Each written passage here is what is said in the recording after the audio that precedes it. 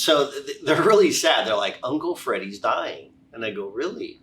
She goes, yeah, the doctors can't figure out what's going on. Like, wow, where does Uncle Freddie live?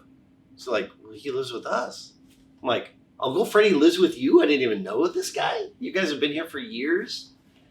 They're like, yeah. And they're looking at me kind of surprised. I'm like, well, where is he now? She goes, out in the car. I'm like, oh my God, Uncle Freddie's dying in the car and you're in here? Like, go get him. And they all like perk up and they're like, really? I go, yeah.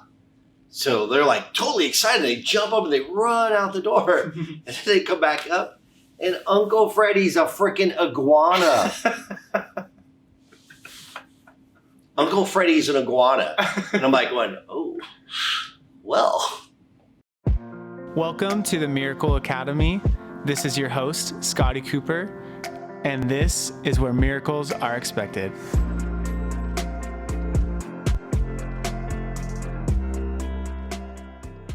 Hi, this is Scotty Cooper with the Miracle Academy. So this podcast, I'm going to be talking with Dr. Ken Cooper, my father. So he and I, we run Cooperstown Chiropractic in Southern California. With our relationship, he is the visionary, so he's the one that sees kind of the big picture of our company, whereas I'm going to be the integrator. So I'm the one that takes all of this and makes it into something we can actually do. So that's our relationship. He and I are super close.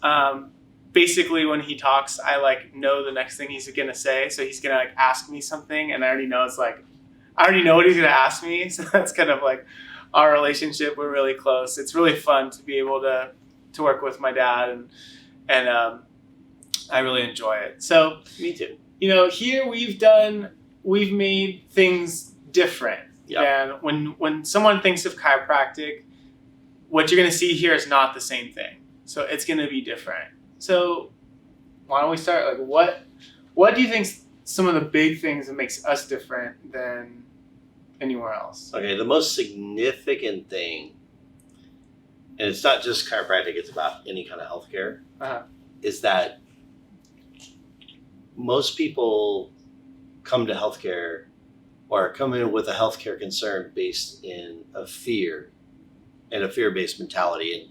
And you'll recognize this even when you go to your own doctor and the doctor goes, well, Mrs. Jones, what I'm afraid of is, and as soon as they use that word afraid, that means that it's fear.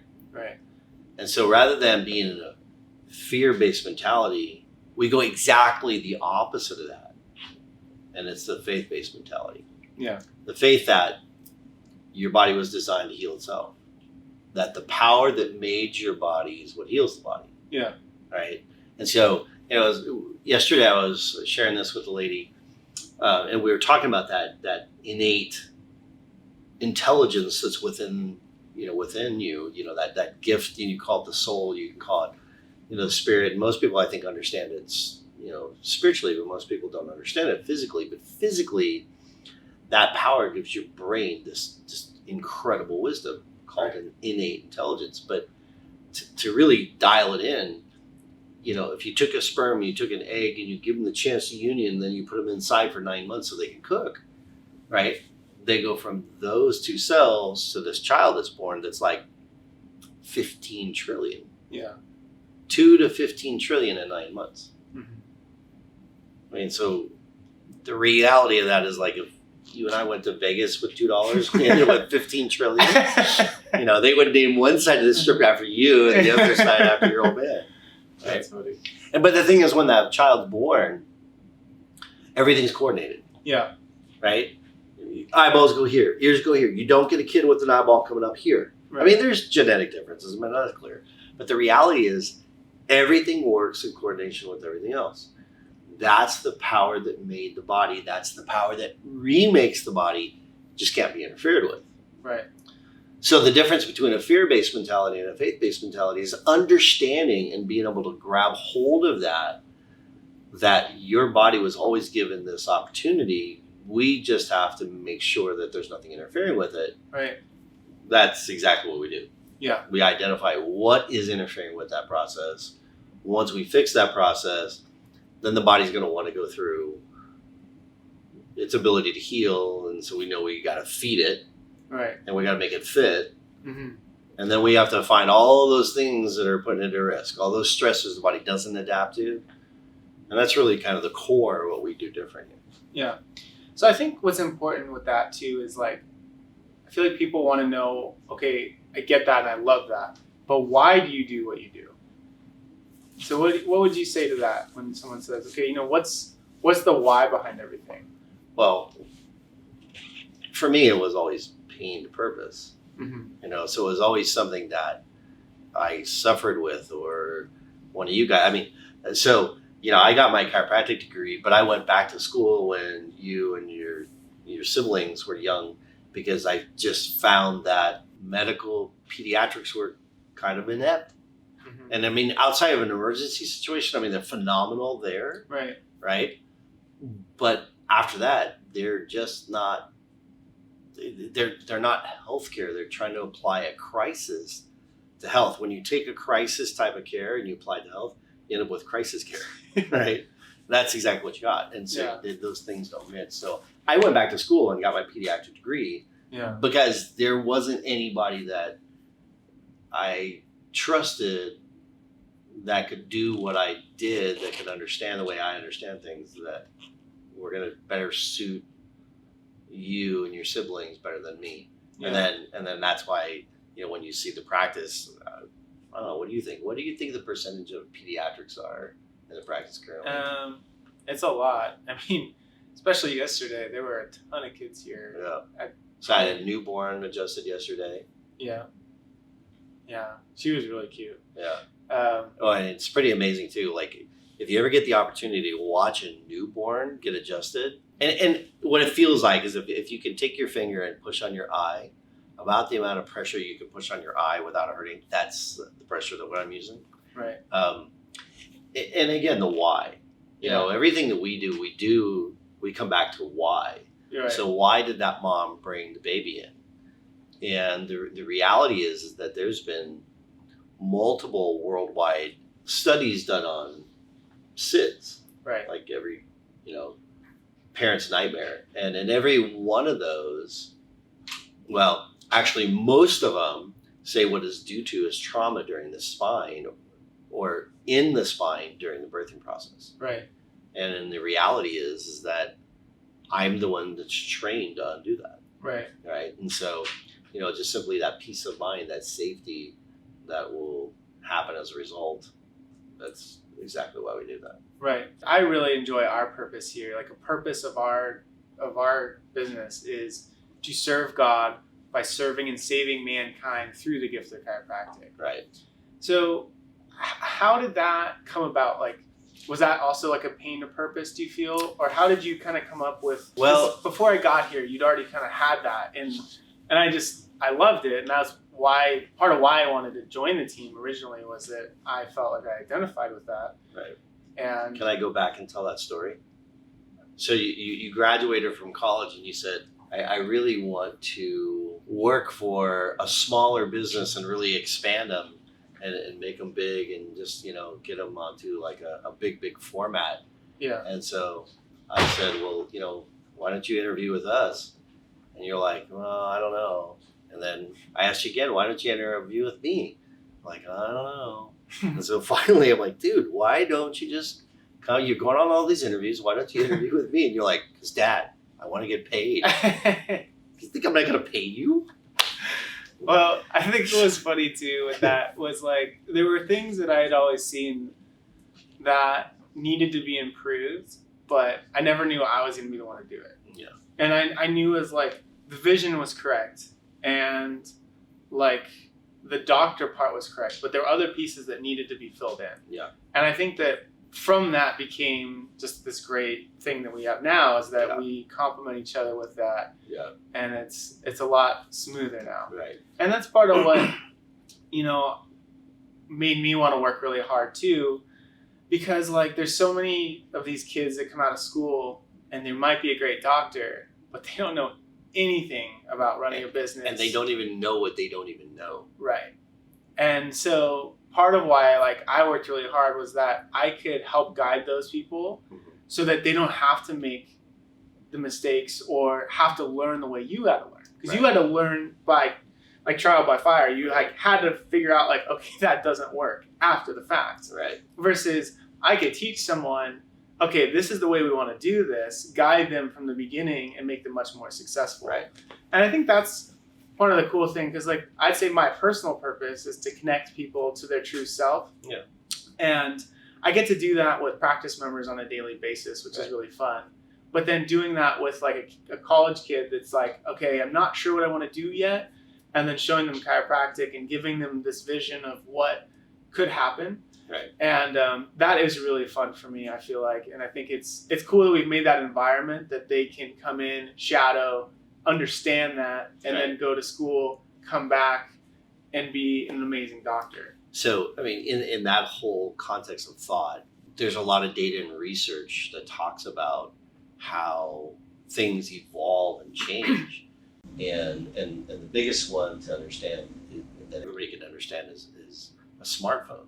Yeah. I mean, 10 years ago, there wasn't such a thing as a smartphone. Right. Before that, there was barely cell phones, Yeah. right? Nobody even thought about like carrying a phone with them where they go, Right. right? And then cell phones came out. And then as soon as the cell phones evolved to like a smartphone, then all of a sudden everybody's got a smartphone. And so what happens is you have to get a certain percentage of the population, the early adopters, Right. to do something. But as soon as they do that, everybody else in the world is going to do it. Yeah. And that's the thing with chiropractic, and that's what I particularly see right now, is that people are looking for a different way. This is a perfect time for people to understand how the nervous system and the immune system, where we used to think they were separate, and now we know or we used to think they were gently connected, but now we know they're one and the same. Mm-hmm. They're exactly the same thing. Right. So when the nervous system is depressed, immunity is depressed. Right. When you excite the nervous system, you excite immunity. Right. Right. And again, when you see all these miracles that happen here, and all these people with like crazy conditions that have no business getting well, and they still do in a natural means, this is it. But when our society hits that turning peak, Yeah. we are going to be the ones in front of that. Right. We're going to be the ones that are going to need to serve and are serving. And that's really where that purpose came from, Right. is to serve and save mankind, Right. right? Yeah. And to serve God in doing that, Right. right? And we'll do it very clearly with our gift, which is this natural gift of chiropractic. So let's talk about, you kind of mentioned miracles. Yeah. And obviously this is the Miracle Academy. Woohoo! So let's talk about let's think about, what were some miracles in the last week we had? Oh, we had the lady you told me yesterday with her blood yeah. work. Okay, so yeah, this was super cool. So lady came and got adjusted. She was doing her exercise work on the total body vibration. And she goes, "Oh, Dr. Cooper, I want to let you know." She goes, "I just got my blood work back." And I said, "Okay." She goes, "First time ever, nothing off."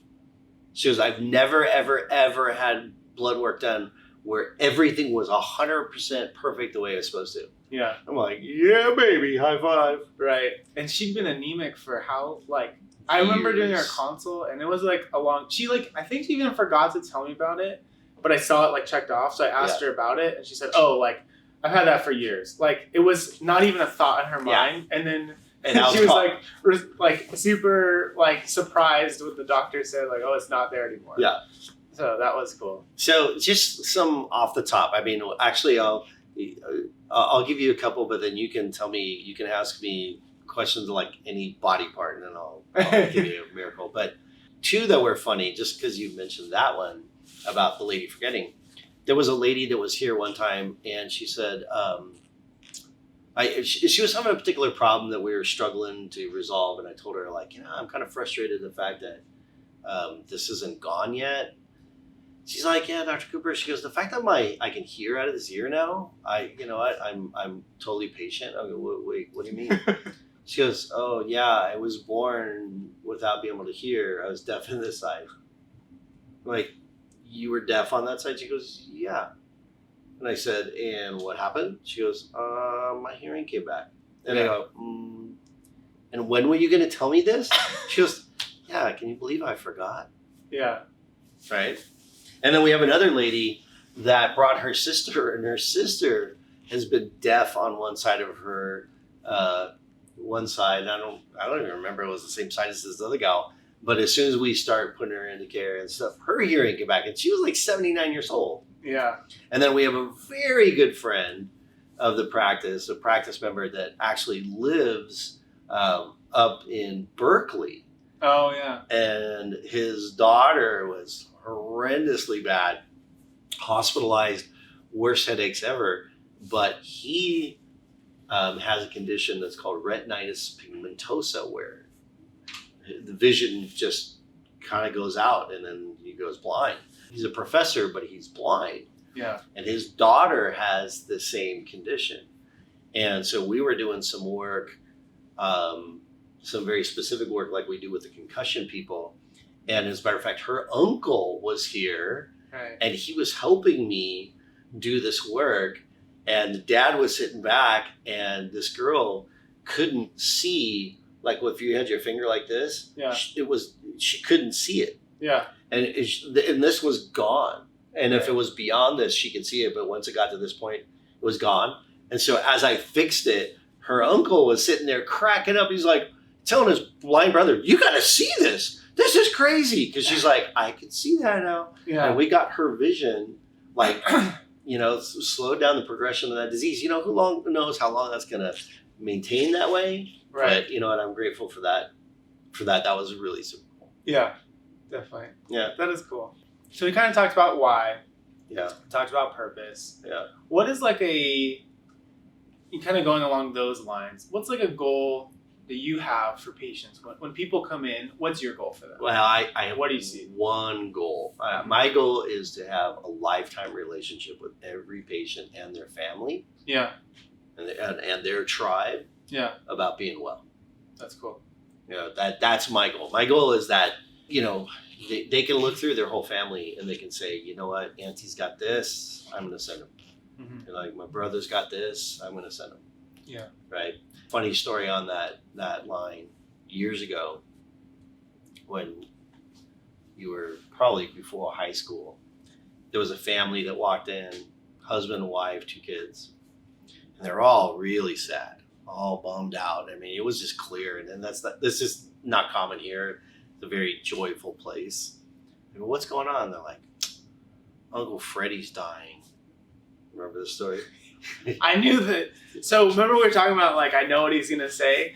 Right when he started saying, like the first word he started with this story, I already knew what he was going to say. So just commentary. All right, there you go. All right, so they're really sad. They're like, "Uncle Freddie's dying." And I go, "Really?" She goes, "Yeah, the doctors can't figure out what's going on." Like, "Wow, where does Uncle Freddie live?" So like, "Well, he lives with us." I'm like, "Uncle Freddie lives with you? I didn't even know this guy? You guys have been here for years?" They're like, "Yeah." And they're looking at me kind of surprised. I'm like, "Well, where is he now?" She goes, "Out in the car." I'm like, "Oh my God, Uncle Freddie's dying in the car and you're in here? Like, go get him." And they all like perk up and they're like, "Really?" I go, "Yeah." So they're like totally excited. They jump up and they run out the door. And then they come back up and Uncle Freddie's a freaking iguana. Uncle Freddie's an iguana. And I'm like going, "Oh, well, what am I going to do here?" Well, the thing's got a spine. Let's go check. So I palpated the little spine. The son of a gun, that top little bone that holds the brainstem was really off on one side. So I took the little adjusting tool and I went, "Pew!" And I did a little impulse, and all of a sudden the little iguana went and stuck his tongue out. And It's a great impersonation. wouldn't I get? And literally, Uncle Freddie came back to life. And it was funny because for as long as Uncle Freddie was alive, they would have little Christmas cards they would send me with Uncle Freddie and a little Santa hat on. Who has an iguana and names it Uncle Freddie? Exactly. That's But, funny. yeah, I fixed Uncle Freddie. Nice. So you're kind of commenting about how, like, in the office, it's a very upbeat, fun place. Yeah. And it was weird when they weren't like that. So, that kind of goes along with, like, our catalyzing statement. Yeah. Kind of the place we create. Yeah. So why don't you, like, kind of talk Well, about 2 that? things. When you talk about a catalyzing statement, I have to go back to a story that our mentor taught us. and told us, and a true story about pizza parlor that's in New Jersey. And this place was so loved that if you wanted to go, you had to stand in a line, and literally the line went out the door, down the street, and around the block every night. Mm-hmm. Right? And like reservations were like, you couldn't get reservations. You had to literally stand in line. And with the success of this place, there was another place that moved in, like on that block. And everybody's like, who the heck would open another pizza parlor on that block? And this was this guy's very first store. But what he did, what was different, is he created a catalyzing statement. Mm-hmm. A catalyzing statement is something that you, your team, your practice members, your population can actually really get around and grab hold of. Yeah. And what this guy said was, his catalyzing statement was, we will deliver any pizza, any place, 30 minutes or less. Mm-hmm. You happen to name it Domino's. So where that one place in New Jersey has one amazing restaurant, And arguably better pizza. arguably better pizza, potentially. I mean, I'm imagining that's the case. But Domino's now has 17,000 locations worldwide, Right. right? It's an entirely different mindset. Right. So we, as a catalyzing statement, decided to look at what is it we want for every member. Mm-hmm. We want to educate, and we want to inspire. Mm-hmm. So it's one thing to educate, and there's a difference between, well, go ahead. What's the difference between education and to teach and to educate? Yeah. So to teach would be to more like a lecture, like you put in, where an education would be more to draw out. Right. So think more like Socrates would draw out from the student to get them to truly grasp what's going on. Right. So we want to educate. So bring it out of them, but then inspire them. Do something with what they just brought out. Do something with them. And that's why we live the life, right? You know, like the question for you is like, how many Tylenol have you had in your lifetime? No. Not how many? 27. 27 years. Almost 20. Not one Tylenol. Right. How many Sudafed? Or how many painkillers have you ever had? Yeah, I only had one when I had a surgery and I didn't want to take it. Yeah. He argued with, like literally, I had to go in because he argued with the orthopedic surgeon because the orthopedic surgeon wanted to give him a shot of an antibiotic before he fixed his broken fibula. And Scotty's he literally argued with him for a half an hour. Yeah. You know, and it's like, dude, we can just clean up the debris of this, right? But so we want to inspire. So we want to live the life. Yeah. We want to be that example. Right. On one of your podcasts, you're going to talk to Coach Coates. Yeah. Dude, that's an inspiration. Yeah. He's Right. my next guest. That's cool. You're going to love Stay that. Yeah, you're going to love that. And listen to what he did to other of our staff members and how they were inspired to do what he's going to do. Yeah. So we educate, we inspire, we create a place here of hope Mm-hmm. where those miracles can be expected. Yeah. And that's what happens. On the first day back, after we have examined and made certain that a person's problem is something we can resolve, we go over what the bigness of understanding how the body functions and get the function, that innate intelligence. And we're not going to look at disease and we're not going to look at symptoms because it's Yeah. just an alarm. You know, I can turn the alarm off, but that doesn't change what's happened and made it, Right. turn on in the first place. But when we talk about like, what are my jobs? Mm-hmm. Number one is to have fun. Right. We have to have fun, right? That's just the rules.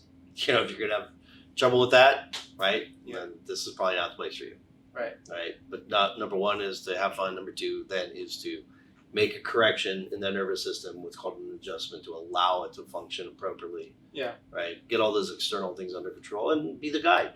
Yeah. Guide that person. Be that accountability partner for that practice member so that they've got that person they can rely on and that team of people that they can rely upon to get through this. Yeah.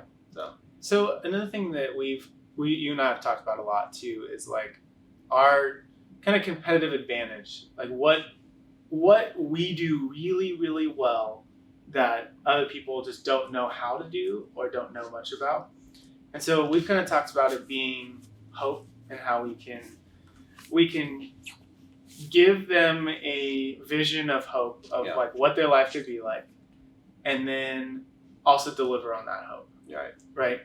And I think it kind of goes back to what we were saying about most people, a lot of doctors focus on the fear side, Right. where we're focusing on the faith side, more the hope side, Right. more what can we do. Hope is the anchor of the soul. Yeah. So, how does that fit with you in your life, do you think? Like with the hope and like how you see things. Well, it's funny because I do remember years ago somebody scolding me for giving their family members hope over a condition that they thought was hopeless, and it Yeah. resolved, Right. right? Yeah. And so, I mean, obviously that went in one ear and out the other. But yeah, hope is one of our core values. Every decision we make is based on a core value. What is important to this organization and what's important to me, to you, to us. And that is hope. And that's faith. And that's passion, Mm-hmm. right? A deep love. But not just passion, compassion, Mm-hmm. right? So a lot of people think compassion means like sympathy and empathy. And to a certain degree it does. But whenever you put the letter C-O-M in front of a word Yeah. in Latin, it means together, Yeah. right? And so when they've got a deep love of being well, and we've got a deep love of being well, we can pull them together. Together we can make this happen. Right. You know, that is just one of our core values. Core value of miracles Right. and gratitude. I mean, that's also another great word, gratitude. Most people think it means being grateful, and it does, but that's not the total definition. Yeah. Gratitude is being grateful for something that hasn't yet happened. Yeah. So, as an example of all this, speak on Juliana, whose husband played in the NFL and won that Courage Award. Right. And it was such an amazing story that the local LA News came and did a whole news story. But what did you do with her day one that Right. changed the whole picture? Yeah. So on that first day with her, what was so different was when I was doing the consultation, she already had the mindset that this diagnosis for her wasn't going to define her life. She decided that it's like, no, I'm going to be an amazing mom. I'm going to be an amazing person. I'm going to conquer this. I didn't even think twice about the diagnosis. It was just like, it's just a label that is not mine. Right. And she just completely disconnected from that on that first day. And it was really incredible for me because I was like, normally that's part of the thing when we have to kind of talk about is like, you are not your diagnosis, which Right. a lot of people struggle with. They take ownership of that. Right. They say like Right. my headaches, or Right. they say My diabetes. Right. But the thing is that if it's yours, you can't get rid of it. Right. You don't want to get rid of your purse. Right. Right. It's exactly the same thing. But she completely disconnected from it before, and it was amazing because she's like, oh yeah, it's just I'm battling that, and I was like, whoa. Normally that's something I have to talk to you about. Yeah. But from the beginning, not connected to it, not gonna let it define her, and she beat it. And what happened 8 weeks later?